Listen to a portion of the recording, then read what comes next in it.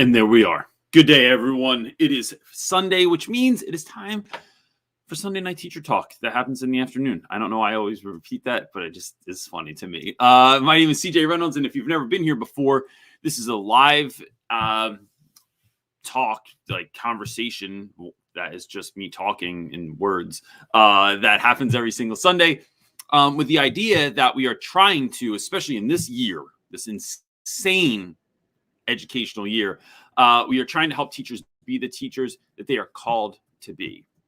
And so our idea for that is to create a safe space for people to explore and express who they are, what they think, and what they feel, and to get some information, some inspiration, some motivation on all things related to education. So the idea here is that you drop a question in the chat, and I will answer, but also the community will answer it as well. So you can go on, you can see like other people will comment back to you.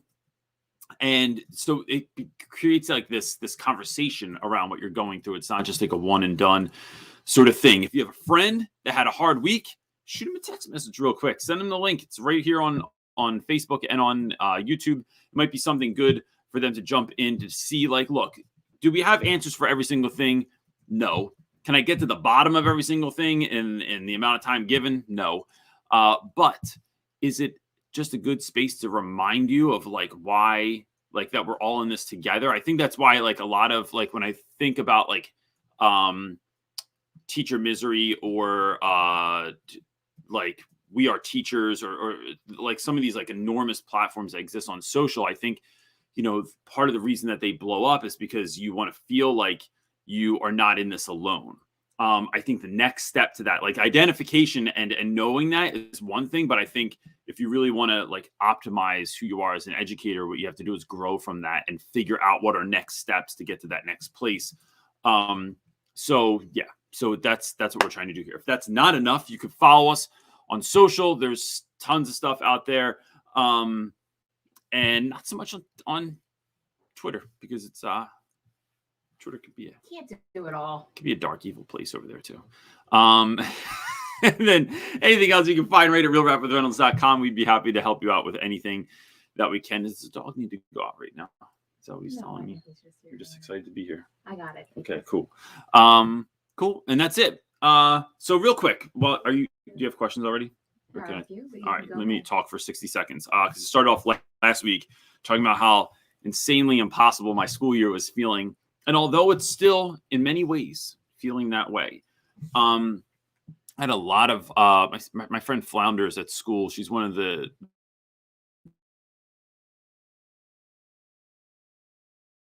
school that is just like, I don't know, just lovely. They're just like, everything about them is incredible. So Flounders has this term called HDRs, heavy, deep, and real. And these are conversations. I talk about this in my book where, like, you got to get real with someone. It's going to get deep. It's going to get heavy. And it might be a little bit messy. But, like, the alternative is to just live in this perpetual state of, like, not being happy.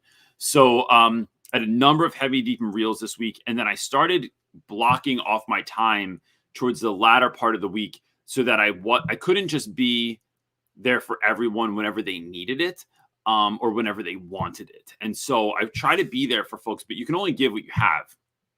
So no, I don't think anyone from school watches this, so this won't ruin it for me. I found a room in the basement of the school that is filled with all this crap. It is like extras from football from years gone by. It's props from proms from the last 10 years that no one threw away or got rid of or anything.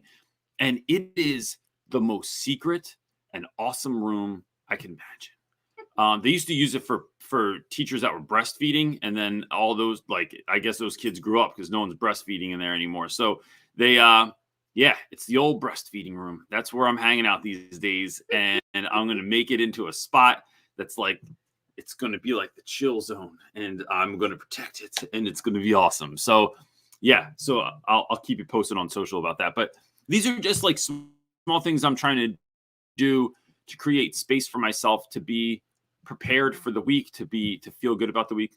Anything Yeah, you're not live in the group. It didn't do it this week for whatever reason. In Facebook?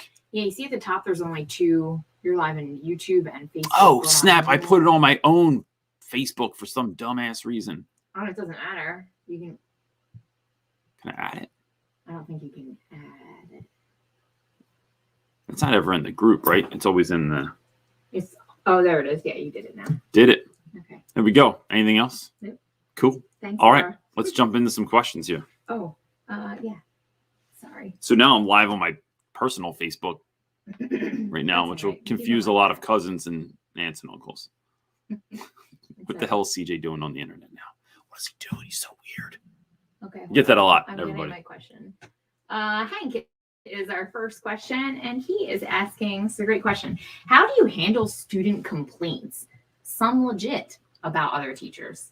Man, this is a tricky thing, right? Because what you don't want to do is like sit there and commiserate with students about other teachers. So if someone just wants to complain, Hank, then I shut it down. Like if they're just like talking trash, I will. Well, so I don't shut it down initially. I never shut anything down, almost anything initially. What I'm trying to do here is create a space where kids can share what they're thinking and feeling, right? So when we do that, there's going to be uncomfortable or weird things that come up sometimes. So it's about me asking questions and being curious. Like, why do you say that? What happened in class? What's going on? Does this have anything to do with you? Do you think that maybe they just had a bad day? Do you think like, are they doing this with other students? Do you think this is like it's asking those sorts of clarifying questions and getting kids to understand that, you know, like, and walking them through sometimes like, look, gang, teaching is a hard job. Like, and I walk them through that. I walk them through like, this is not easy. Especially in this year, the 2021-2022 school year, where we came back from our school from a year and a half off, like a half of the school we've never even seen before in real life with our own eyes. And so, and you're trying to get back into the ply of this, or like the routine of this. And I lay out some of those things, not as excuses, but as reasons as to why teachers might be like on edge or melting down or having a hard time, and why also students are doing the same thing. Trying to explain to students that like teachers, just like students, are fighting a battle that they know nothing about. I think that that's a good space to start. But if you do see some kind of problem that seems like this might not be okay, it's telling someone else. Like I would sometimes, I don't always address the teacher first myself. Maybe I tell their department head, I ask if anything else is going on there. I say that student brought this up, but you know, student complaints could be real. They could be because you're a teenager and you think everybody hates you. Like, so it's not really even putting a whole lot of validity behind what a student is saying, but it's taking it serious and it's addressing those situations by going to a department head, a grade level chair, something like that. And if necessary, going and speaking to the teacher themselves. But more often than not, what I try to do is empower students. So if they don't like the way that, you know, they think that they're being treated unfairly, they're being graded unfairly, something's happening in the class that they don't agree with, I want to empower students to go and speak for themselves. But it's about teaching kids how to do that. And like, don't just go in when the teacher's like in the middle of trying to do a lesson and being like, how come you never grade my stuff on time? How come I got in trouble last week? It's like, bro, this is literally not the moment for this situation. So go in before school, after school, ask if they have some time, shoot them an email and say, hey, I'd like to talk to you about something. Do you have time that you could carve out for me? And then walking through what that conversation might look like with a teacher, with the student, so that they are now empowered to go ahead and to make a move and see what happens then. And that sometimes works really well. What you got, dude? You writing everything down? I got another one. It's coming up. Thanks, Hank. Sorry, our next No, question. go for it. So we're doing things a little bit differently, just so you know, like this is where my wife is. I'm actually not. So today we're going in order because everybody's got such great questions. Awesome. Not that people don't have great questions. No, but what we're trying to do is get to stuff that is like timely or like questions that are a little bit different than stuff I've answered like 1,000 times. Zara is asking, whenever I call home, students think think I am being a snitch. Yep. Any advice on how to communicate that I am calling home because I care and not trying to get them in trouble? Yep. I just say that. And if they don't believe me, then that's on them. So I had a kid the other day that didn't have his computer with him. And we were doing something online. He didn't have his computer with him. I said, you need to go up to the tech people and ask for a computer for the day. They'll give you like a loaner computer. He said, I already went up there twice today and they weren't there. All right, bro. So go to the principal, tell him, like Reynolds said, don't come back to class without a computer. Like, I need a computer to be able to do this next thing. He goes, nah, I'm not doing all that. And then he just sat there for the rest of the day. Like, didn't do anything, didn't talk, wasn't screwing around, just sat there like this. So I go, bro, you're really going to sit there and not do any work? I don't have a computer. Yeah, so just go to the principal. Nah, I'm not going to do all that. All right, bro. So I email his mom. Hey, your son was in class the other day today without a computer. I asked him to go to the tech people. He said that they weren't there twice already. I said, just go to the principal. He'll make sure that you get a computer. And his answer was, nah, I'm not going to do all that. I just want, and then I tell parents, your kid's success is my primary concern. They can't find success if they don't have the tools to work with. So like, I'm not sure what needs to happen, but I just want you to know that your son got a 0 for the work today. And this is the reason he got a 0 for the work today. If he needs help with anything, if he needs to make anything up, whatever, come see me. And these are the times and places to do that. So the next day the kid goes, you emailed my mom? And I said, hell yeah, I emailed your mom. And he was like, why? I said, because your success is the only thing I care about, not you liking me. It's only you winning in life. And like, even the dudes around him were just like, bro, you can't even argue with that. Like, you can't argue with that. I'm trying to help you win. And if you're not going to listen to me, I know damn sure you're going to listen to your mom. And now you made it go there. So the other thing that I will do sometimes, Zara, is like, I will let kids know. And I did let this kid know also. I go, so bro, let me run you down what that phone call looks like. Hey there, this is Mr. Reynolds. This is what's happening in class right now. This is what your student is deciding to do or to not do. And he's like, I don't care. You call my mom right now. I don't care. I'm like, bro, I'm not going to call your mom because I don't like calling parents. I'd rather email because it's easier.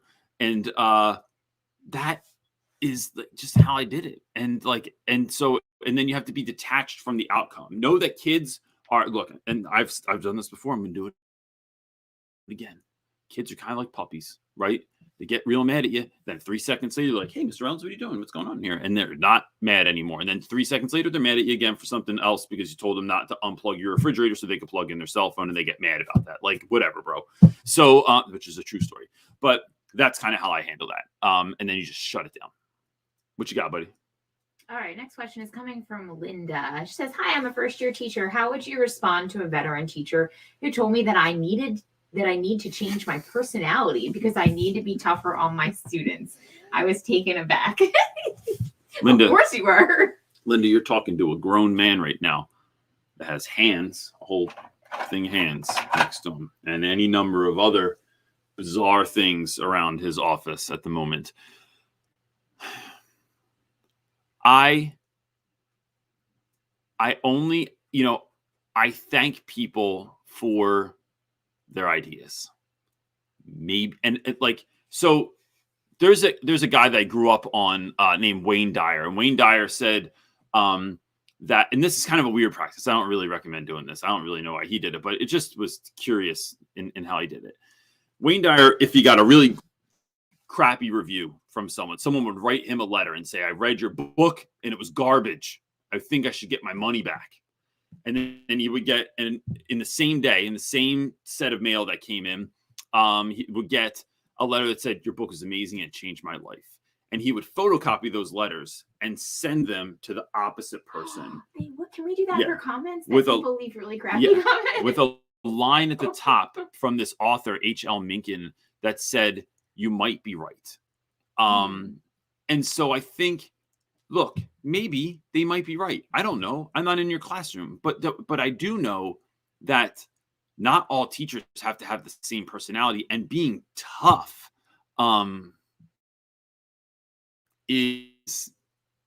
that's too movable of a term, right? Like, so it's subjective, right? So like, what does tough mean? Like, I'm silly like crazy. Like last week we did this activity where I just had students follow me all around the school. They had to do every single thing that I did. And I saw several administrators get very upset for what I was doing, because we were like going out the back door and jumping over fences and going under railings and climbing over stuff. I made an Instagram post about this, but I might actually make a video so you can see exactly what I'm talking about.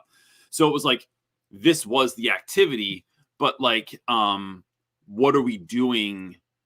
So when we did that, it was like, there was a reason that I was doing it. But not all classes get to do it. There was one period that didn't get to do it because I couldn't trust them enough at this point in the school year to really follow me, to do it, to not do something devious behind my back, because I'm not looking at you. I can't keep an eye behind me and walk forward. So they weren't ready for it. I still, like, although I'm silly and wacky and whatever, I still give you a 0 if you cheat on the tests, and you're not allowed to retake it now. I still give you a 0 if you talk during a test. I still don't allow makeup work. I still don't do extra credit with regards to like, hey, I didn't do a whole bunch of assignments, going to have extra credit so I can pass by the end of the year. I just don't do it no matter what. Your mom could call me, the administrator could tell me that I have to do it. I just don't do it. And that looks mean to a lot of kids, right? It looks like I'm not having grace. I'm not being understanding. But the fact of the matter is that building relationships allows us to really understand our students. And when we understand who a kid is, then no, you can't go to the bathroom right now, because they know that this is in fact not really about you going to the bathroom. It's you realizing that we're about to read and you don't like reading. So now you want to go to the bathroom. I understand that. No, you like, if some kids do cheat during a test, and I know that it comes from a space of of a level of anxiety that like is crippling to them. So they thought their only way out was to pass. And I know that because we've had a really and heavy, deep and real conversation about that. Then I know that I can say, hey, look, this time I need you to know that you can retake it. But going forward, let's set up a plan so that you don't feel crushed and by anxiety before we take a test. It's knowing your students. So what might look like weakness to someone else is actually strength. But when someone does say anything, hey, I think that was a sexist comment. Hey, I think this is racist behavior. Hey, I think that you're being too soft on kids. Hey, I don't think you're being tough enough. It's worth reflecting on, but knowing that you need to operate independent of the good opinion of others. That although someone's best intentions are there to try and help you, or to try and help you progress, or to stay in this very difficult occupation, that sometimes they're wrong. But it's worth sitting with that and kind of thinking it through. What you got, buddy? All right. Next question. It's a tutoring one. Is from Never Hopeless by Elizabeth. She's asking about tutoring. Should it actually be teaching concepts that students are missing in class, or just a homework helper? So if what we're going for is mastery and content, I think kids have to understand concepts first, and then the homework, the doing the work, is the practicing of that concept, right? So if a kid doesn't understand what what ethos is, it's hard to show them how to do that in a persuasive essay. If a student doesn't understand what a biological principle is behind the work they're doing, it's kind of like you're writing and you're working on something that you're not even understanding why you're doing it, or what the larger idea here is. So I think that it has to be a both end. It can't be one or the other. So you can bypass concepts by checking in with a student, making sure that, like, asking some leading questions and seeing what they know, and then jumping into the homework help. But I would make sure that it's both, because you can't understand one without the other. If I was tutoring, I would communicate with, I'd have some link to a teacher and say, hey, look, I've been hired by the family. I'm doing this tutoring with a student. In what ways can I best support the work that you're doing? Like, do you think that they don't understand concepts? Do they just need extra time reading? Do they need more focused help? Do they need a guiding hand? And then these are the assignments I help them on. Let me know if there's something more I can do going forward. Because teaching practices are going to be different too. So like, you want to make sure like that, or I don't want to say you want to make sure that would just help align and let the teacher know that they have an advocate. They have someone on the other side that's helping the student. Because look, to be honest, parents don't know what the hell they're doing half the time. I know I don't. When we had learning from home, I'm homeschooling, and I have to a lot of times learn the concept before I teach it to the kids, because it's been so long since I've learned the concept myself. Well, and they change everything, use it right? all the time. Like long division isn't the same that long division. Yeah, but I'm not teaching it that way. I'm teaching it how I want to teach it and what makes sense to my kid. I'm teaching to my child, not to anything else. Oh, there's a concept. There you go. Take that. Did you okay, I did, because I get saucy when it comes to that. Which glitter came out. Next question is from Taylor. He's asking, any advice for a classroom intervention? I have one period that is very defiant, constant power struggle, and it's hurting my pacing and other learning. I need to have a real talk with them. Then do it. That's what I say. Look, I realize we call them come to Jesus moments, but and I realize that not everyone is a lover of Jesus in my class, but that doesn't matter. So, and I don't call that to the students, but Taylor, this is the moment sometimes that makes or breaks a class. I have a period right now that is the only period I can't do anything fun with, because they just never stop talking. They cheat right in front of me. They're just I'm like, yo, what are you doing? I'm just getting help. No, you're copying the answers from his paper. No, I'm not. Bro, I swear I'm watching you. That's what you're doing. He's talking to somebody else, and you're just looking at his paper and writing things down. Well, I couldn't find the answer. Yeah, but that's not how we do it. That's not what we're doing right here. So to me, that conversation isn't just once. It might happen several times, but kids will know that Mr. Garcia doesn't play. And this conversation goes something like this. Gentlemen, so I teach all boys. Gentlemen, I need your attention. I need your attention on me in 3, 2, we'll try that one more time. And if I have to ask more than once, I'm going to ask you to stand in the hallway while I have this conversation with everyone else, because you clearly cannot handle it right now. And I don't have time to talk over you. So I need your attention on me in 3, 2, 1. And then anybody that's still talking, you're in the hallway. And you wait there until I come and get you, because I'll have a separate conversation with you. And if somebody comes to my room and tries to bring those students back in, nope, please hold them in the hallway. I will get to them in a moment. I'm in the middle of something and I cannot be bothered to have a conversation with them at this moment. Then it becomes, listen, I think y'all got it twisted, because this school year is about you finding success. It's about you finding success in whatever subject matter we're in right now, and then breaking down as to why that subject matter is important. And it cannot be because it's college. It cannot be because next year we're doing this and you need to know this. That doesn't work. We are learning how to read because it's empowering, because you could literally fail at life on such a mega scale. But if you can read, you can teach yourself to get better. It is about learning how to write and how to share your voice. That is important for these following reasons. So these are problems that I'm noticing in class. Students talking over me when I talk. If that's a problem, please write me a note and let me know that I talk too much. But as of right now, what I'm seeing is that you just can't control yourself, or you're choosing not to control yourself and you're dissing me, and that can't happen. Listening in class doesn't just have to do with this is what you're doing because I said so. It has to do with you helping your brothers out in this classroom that have a hard time paying attention because you're running your mouth over here. You need to stop, because now this kid can't pay attention because he's only hearing you and he can't hear me. And then I have to say directions 7 times and then it messes up the whole lesson. I need you to know that I know school sucks, that I'm trying to make it better. I'm trying to make it fun. I'm trying to make it engaging. Now, I might not be succeeding right now, but I'm trying to get better.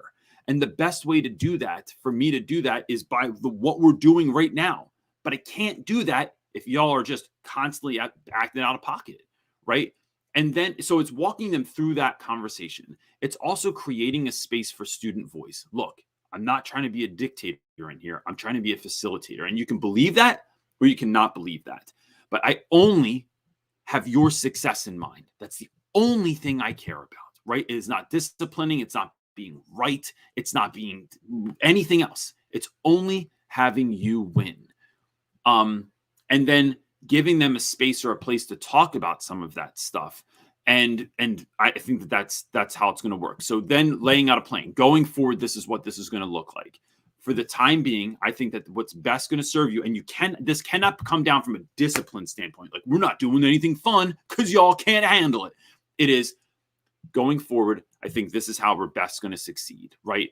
I need to give you time limits for each activity that we do in class. And if you can't finish it within that time limit, but if you were working and you can't finish it, I get it. Like, I have grace for that 100%.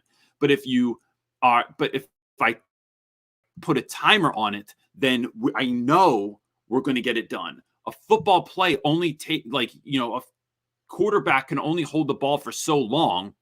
You don't get to just sit there and go, what should I do? Should I throw it over here? Should I wait for that guy? Let's see how this plays out. No, it's the timer's on, man. The clock is running. We need to make a move that's going to push you to get work done. And so we are going to put a timer on different activities. We're going to work completely silently in class, or we're going to work.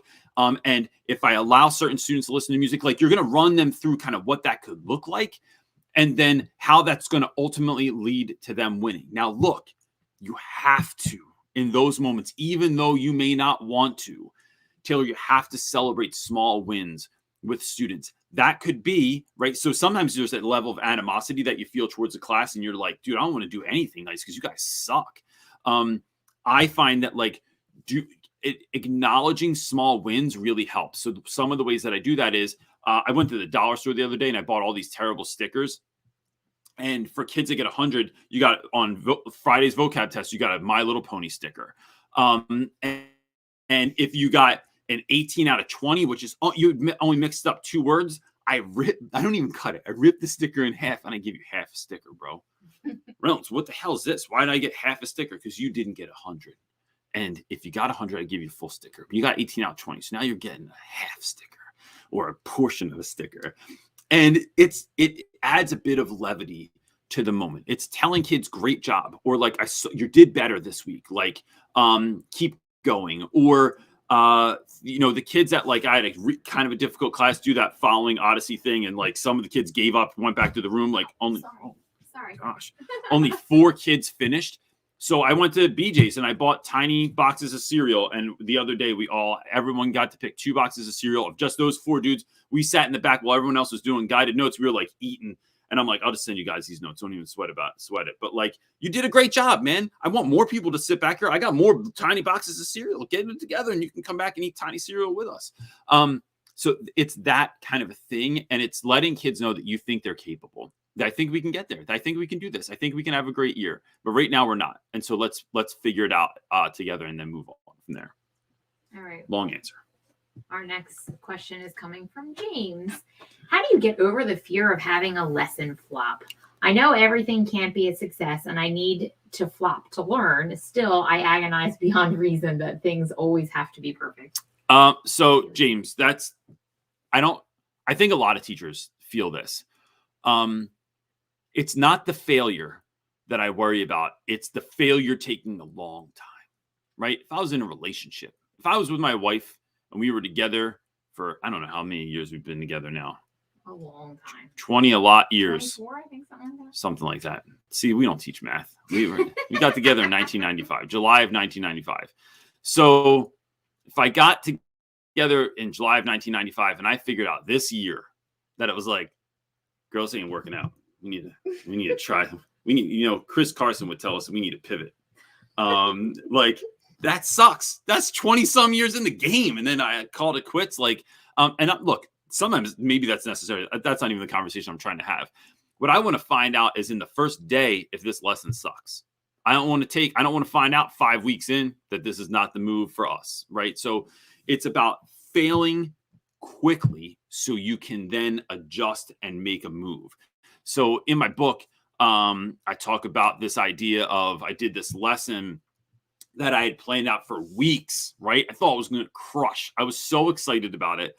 And then within the first 5 to 7 minutes, everybody wanted to go to the bathroom. And kids, let me tell you, that's the telltale sign that things are not going the way you wanted them to, when everyone's like, can I go to the bathroom? Can I go after he goes? Can I go after those several people want to go to the bat. I'm just like, bro, this is not good. That's like, if you're playing the first song in your set and you're on stage at a concert, like, bro, if everyone's going to the bathroom in the first song, might as well just pack it up and go home or figure out a different song to play. So that's what you do.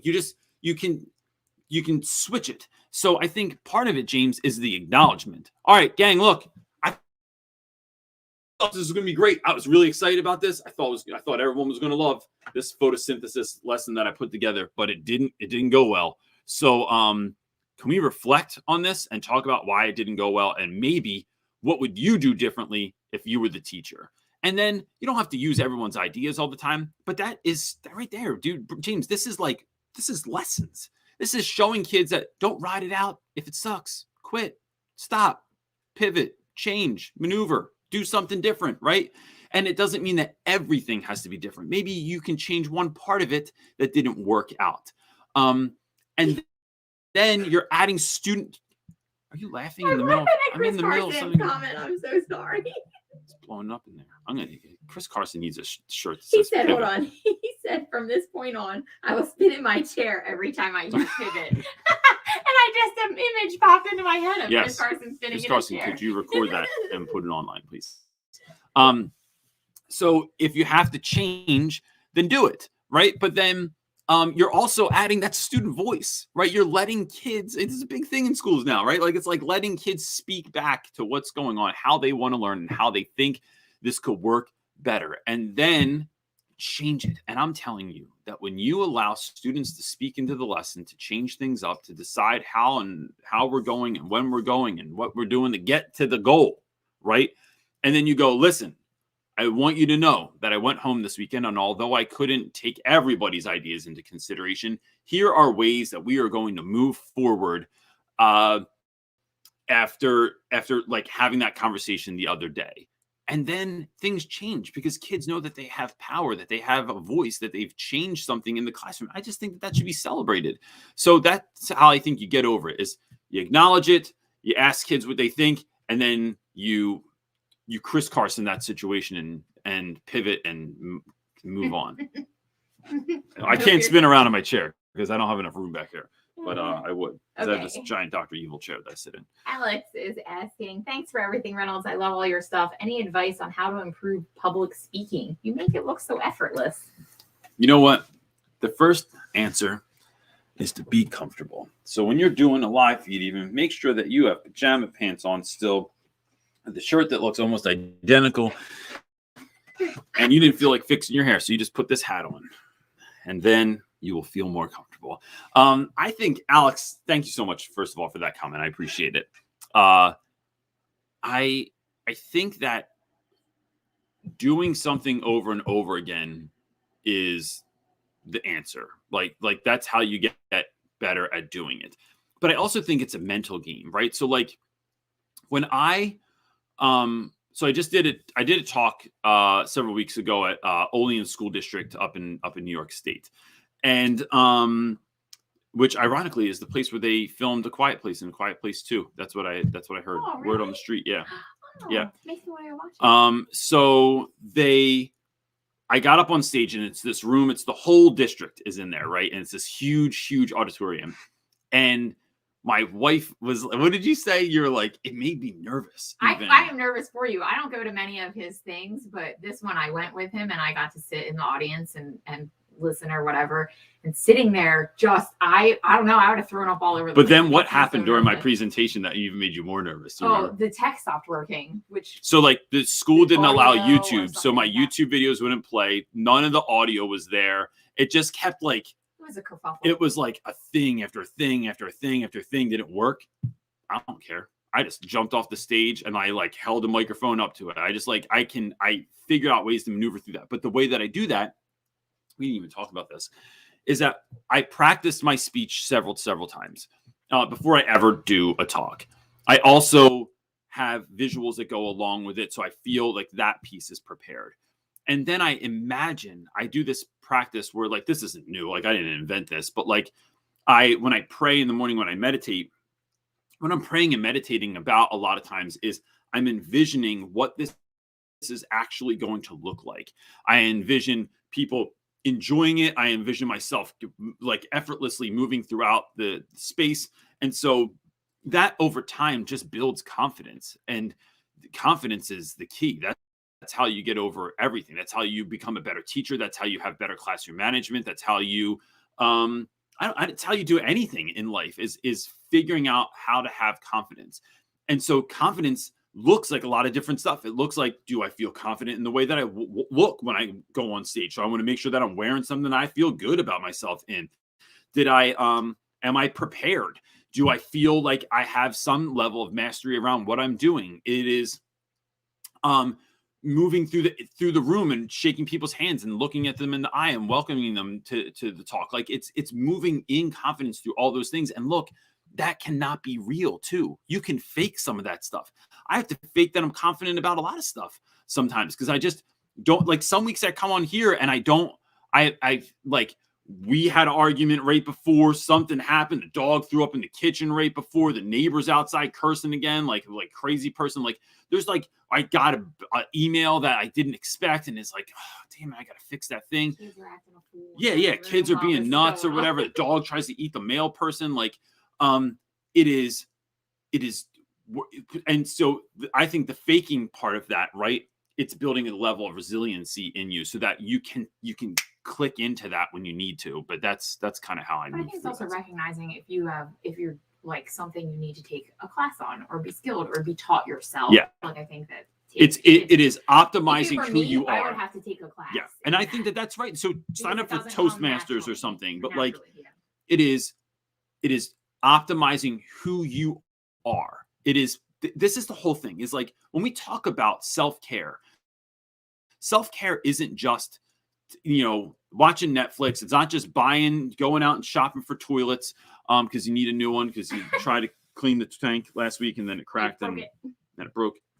True story. So it is not just like, it's not just going out to dinner with friends. It is making a better version of you. So it's taking courses. So my spiritual director would say that we have no problem spending money on what we put on us, but we rarely spend money on what we put in us. So buying a book, taking a course, going to a seminar, going away on a retreat, like doing something that is going to make you a better version of you is so critical and important. And then that's going to have all these rippling effects in all these other places in your life. Okay. Our next question is, there it is, coming from Linda. She is asking, how do I handle students who kiss up to me? They're sweet kids, but I don't even know if they're aware that they're doing it. And then they don't do the work that I assign. And then it becomes, you give them a 0 and they go, how can you give me a 0? But I thought we were so cool. I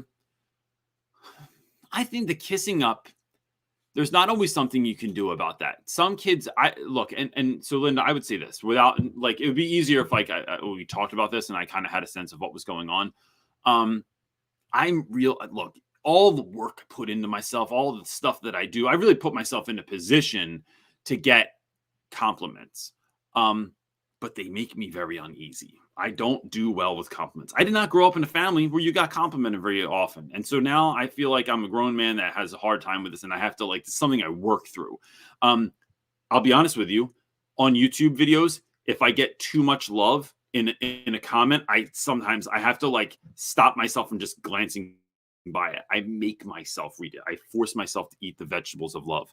Wow, that was, vegetables of love. Bam. That's a bumper sticker right there, Chris Carson. So then my ADD sends me down a trail of thinking about 1,000 other things.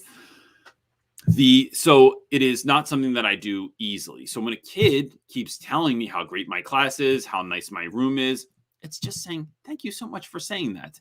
Then when they don't do the work, bro, why aren't you doing the work? You love my class. You love me. And now you're making me feel some type of way because you're not doing my work. And then you're going to fail. And then you'll tell everyone while you're pushing carts at the local supermarket because you didn't graduate from high school that Mr. Reynolds is my favorite teacher. But now, what did that get you? It got you pushing carts at the local supermarket. So I think it's, what you're doing, Linda, you're actually like in a really great place to be able to have real conversations with the student.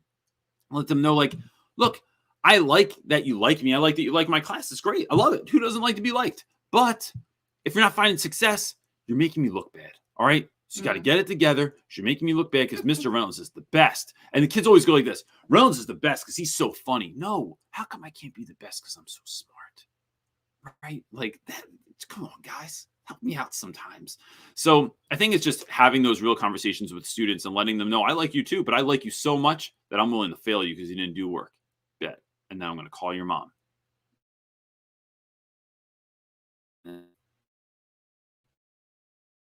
All right. Next. We're going to go over to Free. He's asking, or they, I don't know if it's a man. Question, love my job, but I feel for the past year or so, my school has depended on me for everything, even admin stuff. And I honestly just want to teach my stuff, but it feels like they expect me to do things that nobody else is doing, and anything is doing anything. And it's affected the school culture. So I feel like I'm doing stuff between a rock and a hard place. So this is really interesting. And so let me see where I want to go with this, because there's a number of different places we could go with this. So I had this conversation recently. Let's take it here first, right? Let's go from the jump. I would pour into myself, right? Like kind of like the conversation we were just having about how are we creating boundaries? How do we deal with boundaries? And so someone that I really like recently is Dr. Henry Cloud. So you can start by, so my pastor has a podcast, and it is faith-based, but it's not like religious, right? And it's the Dr. Darius Daniels podcast. In that podcast, he has an episode with this guy, Dr. Henry Cloud. This is how I got put on to Henry Cloud. Henry Cloud talks a lot about boundaries. Now, look, you could go read books, or you could just go watch listen to a podcast. You could go watch an interview, because what I'm trying to do, and this is what like one of my mentors told me, what you're trying to do is figure out, you want the fastest way to download information, right? People that like, we could hold people up on a pedestal that read a lot of books, but like, bro, I don't always have time for the book. I need the interview. I need the podcast. I need the quick, like the note version. Like, give me the quick download so I can go with this information. And I think once we figure out how to have healthy boundaries, how to say no with love, that is going to help our lives tremendously, because schools will try to put any number of things on you because they need it. And probably it's because they trust you. They count on you. They think that you do a great job. So if you did a great job here, why wouldn't you do a great job in all these other areas? So this has happened to me a lot. I say no to 90% of the stuff I'm asked to do. There's a guy named Derek Sivers who once said, you're either going to say, I'll curb his language and say it a slightly different way. My answer to, he says, when someone asks me to do something, if my answer is not hell yeah, then it's no. Like if I'm not stoked. And now look, that changes a little bit because I have friends in school and I have people that I trust. I have people that I admire. I can understand situations sometimes where I'll step into something, even if it's not something I'm stoked to do, because I'm helping out a friend or I see the need. And it's like, all right, this time I'll do this, but let's not make a habit of it. That's fine. But for the most part, when I'm asked to do something, Reynolds, would you come in and proctor the SATs on Saturday? Nope, because it doesn't make me go, hell yeah. Reynolds, would you coach the track team? Which people really ask me to do all the time. Just because I run doesn't mean I know anything about track. Nope. There's a million of those, right? The other thing, and look, I'm going off your profile picture here, and I just want to speak to this and I like, because I think it's worth mentioning. I have noticed a trend in our school, and I've read a bit about this, and I've seen that it's a trend beyond my school, is that oftentimes we ask Black male educators to be in charge of things like discipline, because it is something we feel like they're going to like innately be better at, or it's like, I don't know. I'm not exactly, I'm kind of half cooked on this, but like I have a young man that works at my school that was brought in to be a teaching fellow, right? So he is supposed to be like sitting in on classes, helping prepare lessons. So we're essentially like, he's there as a paid position, but he is training to be a teacher. Now, along with that comes with some other obligations and duties of like, to like help facilitate things, help facilitate conversations with students, calling parents. There's other things he has to do, but this year, he's just been dumped on for like every single discipline issue. Like he has to deal with all of the stuff. And so there is a lot of information, a lot of literature that backs this up, that shows that like Black males are often, or people of color in general, are kind of like, oh, we're having a problem with a child of color. Let's give it to you. And so I think that it's important to have boundaries around that sort of thing too, because you want to help, right? But you can't do all the things. You can do anything, right? One of my mentors said, you can do anything, but you can't do everything. So it's about having those boundaries. Because I think, look, like, not to go on with this too long, I think one of the things that's going to do is when we create boundaries like that, what it's doing is it is putting the job back on to leadership, right? I said this before, I'll say it again. It is not the teacher's job to do everything. You don't have a curriculum, not your job, right? There's no one on bus duty today, not your job, bro. I teach. That's what I do. And in my off time, I hate air quotes, but I'm going to use them anyway. Off times, what I'm doing is building relationships with students. I am creating lessons that are engaging, exciting, and informative. I am building relationships with my colleagues. So it might look like drinks to you, but in the business world, we call it networking, because I am commiserating, I am engaging, and I'm getting excited about things and planning for things going forward that I can only do now. And I need that time, space to create that energy, to create that plan, to be able to do that thing. So no, I can't do all the things that you're doing. You're the leader, lead, hire, get somebody's butt in here to do that job, because I'm not doing lunch duty because we're short today. All right. Our next question is coming from Darling. That was a great question. I'm trying to get it. Thanks for your truth. I think our internet is being wacky, and we're fixing that today. I'm fixing that today. Mesh wireless system comes in. No. Okay, Darling is asking, what do I do if I often get irritated by 3 kids who are smart but quite rude?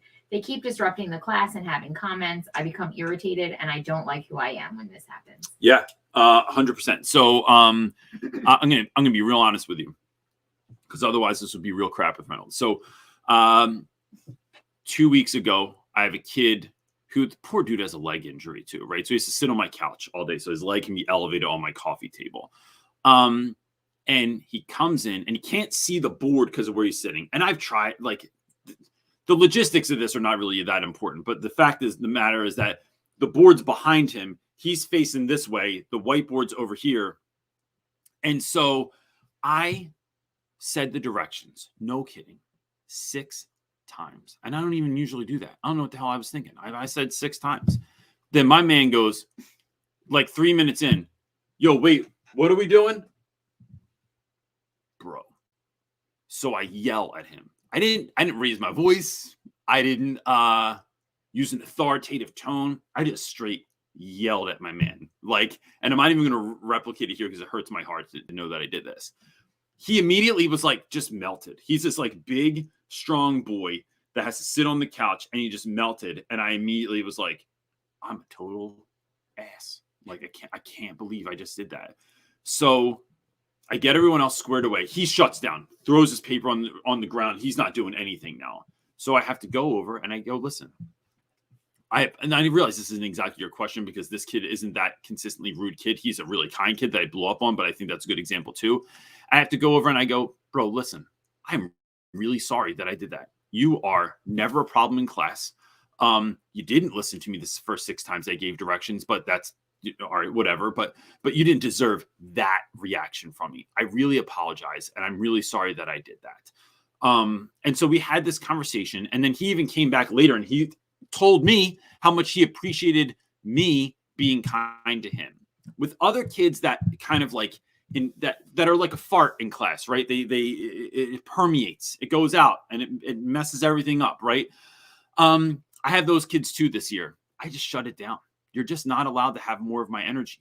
And I actually envision myself going into class. I think so. Look, I heard someone talk about this recently. I do a lot of like, I talked about this already, but like meditating, where I'm sort of like thinking about going forward, like what my day is going to look like, what I want to have happen in it. And so whether you think that's manifesting or whatever, but what I do is I envision the tough parts too.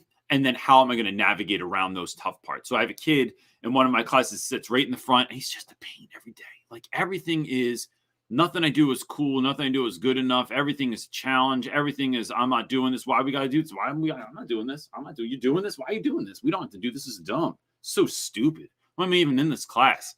And so you gotta just flow with that, right? I just go, I don't know why any one of us are doing this. To be honest, I don't know why we're doing this either. So I handle it with humor, but even that, like, I just shut it down. Like, if you're doing too much, if you're being too out of pocket, I just ask you to step out. I call somebody in. I call home. I like take the direct steps that I need to take, but I have a very clear and calculated outcome as to what I want. I know exactly what I'm going to do. First, I'm going to ask you to stop.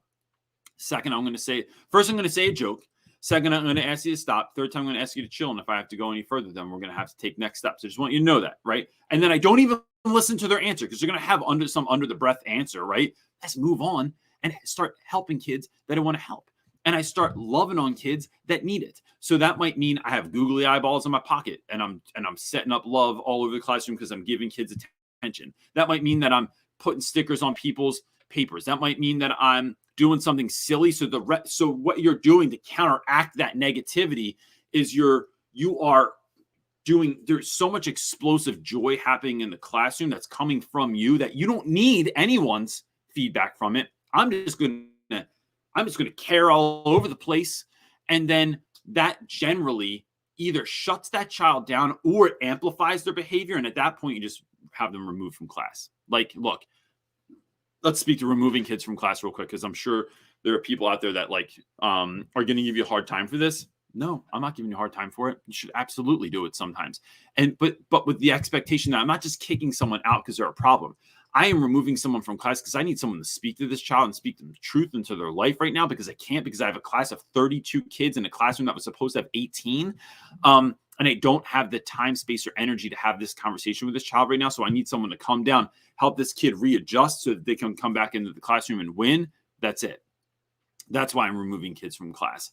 And sometimes you cannot have a kid return that day. And even if your admin tells you need to, I'm sorry, but I'm going to just say this once, because I have 31 other kids in my class that was supposed to be 18 in the beginning of the year, but you already knew that. And in a class that safely is only supposed to have 14 because of COVID. And that's what you told me at the beginning of the year, but we'll ignore that for the moment too. I need this child to stay out of the class for the rest of the day. And I can follow up with you later, but I don't have time to have a conversation about it right now because I'm going to lose my class, because what we're doing is building engagement. And what you did right now, even coming back into my classroom, is you stepped on the stage, made me stop mid-song. And now I got to figure out a way to launch back into the song. And I can only do that once. And so that's how I handle those situations. This is a great follow-up question from Sophie. She's asking, when you send students out to the hallway, how do you handle that conversation with them? So I may have made a video about this at some point. I should probably just make another one. No? So that looks like when I have a kid in the hallway. So first of all, logistically, this might not be easy for everyone, right? Because you have a class that you can't take your eye off of. But typically I move back. I have myself in a position where the classroom door is open, or at least halfway open, so I can still see the class and they can still see me. So nothing egregious is going to happen while I'm there. The kid is not an eye shot of what's going on. So they are past the door frame. So if they cry, if they get upset, if they say something, no, there's not going to be an audience there. I also keep a pretty flat look on my face so that no one is able to pick up on all the time what I'm doing. And so I send that kid out. I get everyone aligned so they know what's happening next. So I know about how much time I have. I then step into the hallway and say, hey, listen, Kevin, we'll use Kevin because that's Kevin right there. So I had these conversations with Kevin many times. Kevin, I asked you to step out here because I'm not sure what's going on. Let me just explain what I'm seeing. And then I want to know if maybe I'm seeing it wrong. Maybe you're not doing the thing that I think you're doing or saying or whatever, but this is what I'm looking at. I feel like this is what's happening in class. Now, what I need to know from you first is, am I doing any, so is that happening? The kid will say yes or no, or I don't know, right? This is the classic. It's I'll know. So it's like, whatever. Kev, here's what I need to know. I'm seeing you do this, and I'm wondering, did I do anything that might have upset you that is causing you to behave like that, or having you choose to behave like this? And now Kev is a choice. Kev can say, yeah, you never pick on me. You never, you pick on everyone else. You never allow me to help in class. You never give enough time. And I'm pissed off because you ask a question and 3 seconds later you want to answer instead of giving me a time. And it takes me longer to process. It takes me longer to think about an answer sometimes. So, or, you know, you skipped me. You said you were going to come back to me and you don't ever answer my question. Right. So now I can say, Kev, I apologize. I'm sorry. I did not know that I was doing that. But what you can rest assured in is knowing, brother, is that going forward, I'm going to do my best to not do that anymore. And if I am doing that, I need you to just call me over and let me know, bro, Reynolds, you're doing it again. And then I'll check myself, right? I appreciate you being honest with me, being open with me, because it's going to help me be a better teacher for you. So I appreciate that, right? So that's one way. Or Kev could go, nah, you're not doing anything wrong. And then I go, well, then listen, you're just being out of pocket, bro. And here's what you need to know, that I only want you to be successful, but I can only be successful if you're a willing participant in what's happening here. That if you are not a willing participant, then that's like going to the gym and you're just holding up the treadmill. And Reynolds hates when people hold up the treadmill. Either get on there and run or get your ass off the treadmill, because I don't have time for this, right? But that it is opening up a conversation also where, look, we can follow up later, but I need to know from you, what do I need to be doing that's going to, like, what do I need to do to engage you? What do I need to do to make this a place that you want to be, or that you don't hate being, right? So what's going to happen is I want you to come back in class, and this is what I need to see. If that doesn't happen, I need to take next steps. And that first step is going to look like me calling home.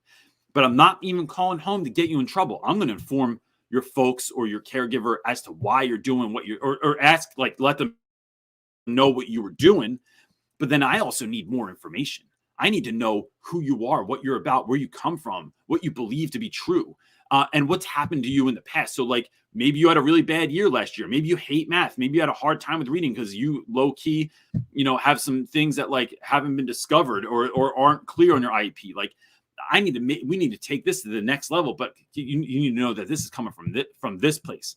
Why would I go to the principal, go to the vice principal, go to the dean, go to your caseworker, call your parents, talk to other teachers? Why would I do that?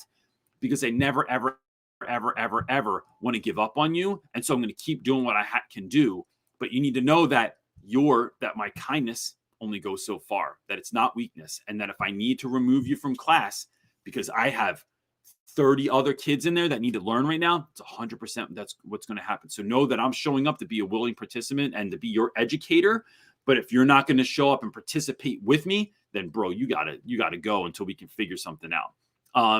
And that's kind of how, that's like a generalization of how I would roll that. Next question is from Rebecca Wood. She says, happy Sunday.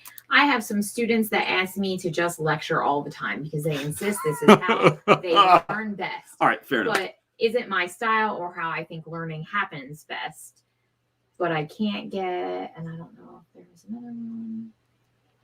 You can answer that. Okay, so if you can find the other part, then I got it. But I think I get the gist of it. That's it.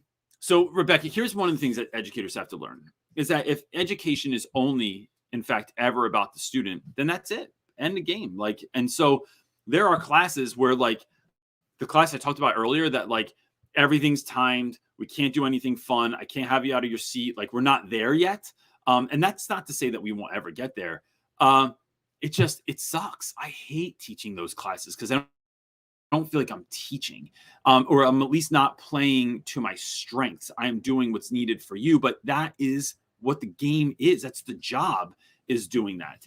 So you can build in other things and here's 2 reasons why. Sometimes I do stuff, Rebecca, because I want to do them. I tell kids, look, I know this isn't your jam, but I need to do this for me. All right. It's not just about you. I need to have some fun. Otherwise, I'm going to die a long, slow death standing in front of you talking all day. Or differentiating instruction, we need to explain to students, is not just about creating opportunities so students can have their strengths exploited and worked on. It's so kids can be challenged. So they sometimes have to do things that aren't easy for them or aren't the way that they learn best, because we want to round out the ways that, because look, when kids go into college and into workplace, no one's going to differentiate things so that they can just have things so that it's the best that they can have all the time, right? But it is training kids to embrace that suck, to embrace the thing that is not exciting, that is not energizing, that is not fulfilling to you, and pushing through it anyway. And so when I did this experiment, if you don't follow me on Instagram, where I ran every day in 2019. I ran 403 days in a row. And I ran in the ice, in the snow, in thunderstorms, in hail, which really sucks. I ran when it was really, really cold out. I ran when it was really, really hot out. And the reason I did this was it was an experiment in working through things that just suck and doing it anyway. And so sometimes differentiating, I have kids that hate doing projects. I have kids that love doing projects. I got to do projects because I got to have you do both, because I want you to grow as an individual too. So sometimes that's what we can talk to our students about, is like, we're going to differentiate this, but that's not just so you can have choice, or just so you can, which is important, or not just so you can learn in a way that is exciting for you, which is important, but so you can learn how to embrace something that sucks and push through it anyway. And I think that there's a lot of learning that happens within that as well. All right. Do you have time for one more? I got time for one more, baby. All right. We're going to go with our friend Little Space Freckles, and I'm just going to read them all because there's a lot, but she's having some. She had a great post in the Facebook group the other day. If you don't follow Little Space Freckles on social, you should. But like, if you go to our Facebook group, Real Rap With Reynolds Teacher Talk on Facebook, it's completely free. It's only educators. There's no like brands in there or anything like that. No one trying to sell you their course or something like that. Every once in a while, I'm trying to sell you something, but like my book, go buy it now, Amazon. We are, Freckles had a really funny post in there the other day that's worth checking out. So go ahead. Let me read. She's asking, she says, I'm kind of at a loss of what to do. Our school is becoming increasingly more militant by the day. I work at a private school, and the public school in our district decided to take the first week of November off because they saw how burnt out students and teachers are. Students began trying to advocate for the same thing. At her school, her students began trying to advocate for the same thing as well. And admin and some teachers tried to shut them down or tell them they need a valid reason to request a break. They're telling the students that they have to make a presentation to get the same time off. Meanwhile, I have kids who told me they are missing school because they are having anxiety attacks. Some other teachers and I have expressed anxiety attacks before work. When we try to bring this up with the admin, they try to sympathize, but still expect us to function as if things are normal. I got in trouble on Friday for taking my class outside for the last 15 minutes of the last class of the day.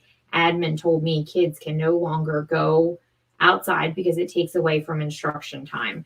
We are now being told we need to teach bell to bell because we are a college prep school, and I'm not really sure what the question is.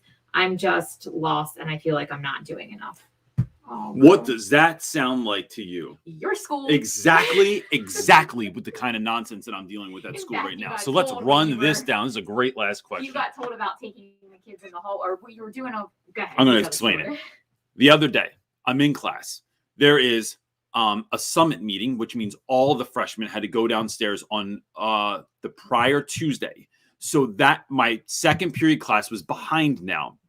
Had to catch them up the following Tuesday. On that Tuesday, I said, listen, we have twice as much work to get through today.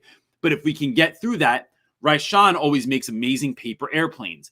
If Raishan, this is not his real name either. If Raishan makes a paper airplane while we're doing this, I will take you in the hallway. We will all take a turn and see who can get the airplane to fly the furthest. But we need to get through what we need to get through first.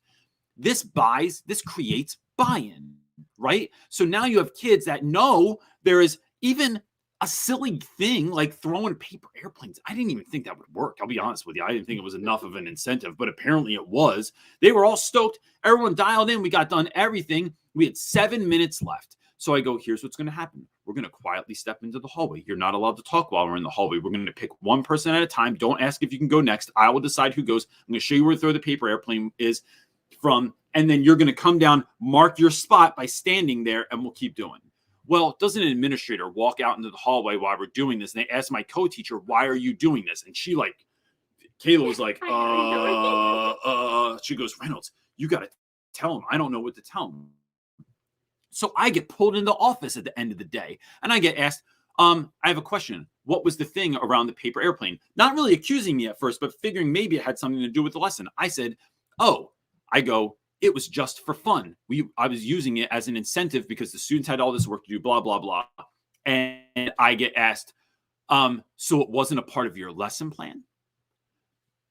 Because indeed, we are also supposed to be teaching bell to bell, and we are a college prep school, and we're dealing with learning loss over the last year and a half of COVID. And you have new admin who's militant. Yes. So my answer is, it's not necessarily a part of my lesson plan. It's a part of building classroom culture. It's something that I call having fun.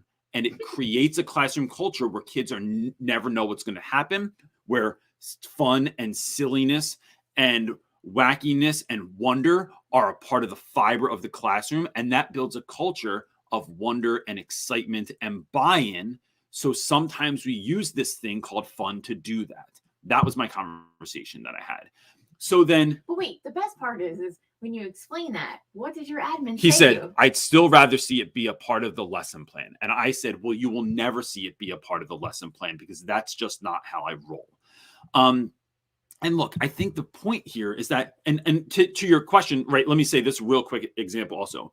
There was a protest amongst our students because our school lunch is so abysmally terrible that I don't even know if I just used that word right, but whatever. Someone else said that too. So it's horrible. So the students did a protest where they refused to eat the lunch. Instead, they all brought food in. They shared food at the lunch table while all the lunches sat up there on the lunch counter. And so they did this protest where they weren't going to eat the lunch. And guess what? It friggin' worked because we changed our contract with the lunch people and we're getting better lunch starting November 1st at our school. And instead of applauding children for this, it was like the communication was, if you don't like the lunch, you better go to a different school. If you don't like what's happening, you can't have a juice if you don't take the lunch with it also.